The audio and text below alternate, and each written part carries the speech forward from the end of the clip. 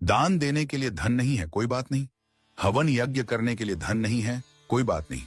भंडारा करने के लिए धन नहीं है, कोई बात नहीं। किसी भूखे को खाना खिलाने के लिए धन नहीं है, कोई बात नहीं। लेकिन जो मैं आपको बता रहा हूं, यदि आपने यह कर लिया तो ईश्वर आपसे प्रसन्न हो जाएंगे।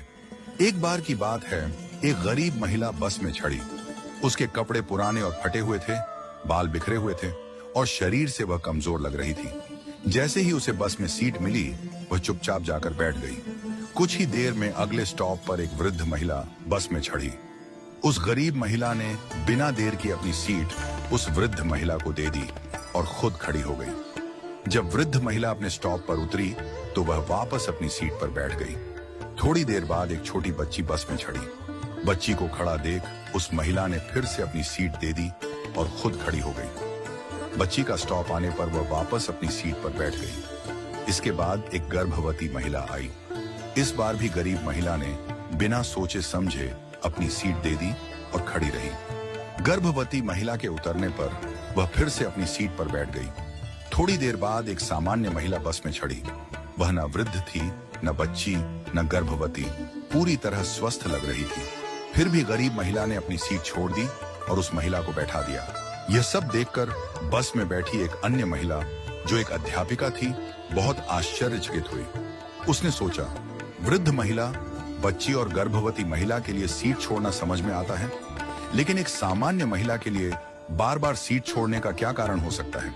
जब बस अपने आखिरी स्टॉप पर पहुंची तो अध्यापिका ने गरीब महिला से पूछा, बहन, मैंने देखा कि आप बार बार अपनी सीट दूसरों को दे देती हैं।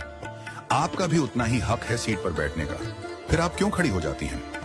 गरीब महिला मुस्कुराई और बोली, मैडम, मैं दूसरों के घरों में बर्तन साफ करती हूँ, खाना बनाती हूँ, झाड़ू पोछा करती हूँ। मेरे पास अधिक धन नहीं है कि मैं किसी को दान दे सकूं, भंडारा कर सकूं, हवन यज्ञ कर सकूं या किसी भूखे को भोजन करवा सकूं। लेकिन मेरे पास मेरे कर्म हैं और मैं अपने कर्मों से दान करने की कोशिश करती हूँ। उसने आगे कहा, मेरे अच्छे कर्म ही मेरे ईश्वर के खाते में बैंक बैलेंस बढ़ा रहे हैं। इन्हीं कर्मों के कारण मेरा परिवार सुखी है।